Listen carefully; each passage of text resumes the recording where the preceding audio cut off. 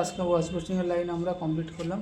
তো wash basin লাইনটা আমরা কী করেছি এখানে দেখবেন, এখানে আমরা ডাইরেক্ট সোজা 3-4 পাইপ নিয়ে গিয়ে ডাইরেক্ট লাইনটায় এখানে সোজা বের করেছি। বের করে এখানে একটা আমরা এলবো ব্যবহার করেছি, এই যে এখানে একটা বিরাস এলবো ব্যবহার করেছি 3/4/2।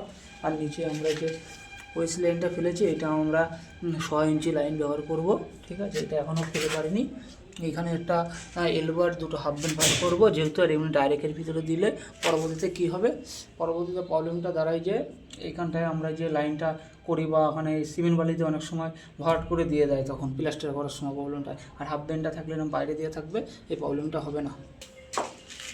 এই লাইনটা এরকম স্ট্রেট যাবে, স্ট্রেট গিয়ে এখানে আমরা একটা সিঙ্কের লাইন ব্যবহার করেছি। এই যে সিঙ্কের লাইন আমরা 40 ইঞ্চি হাইট করেছি।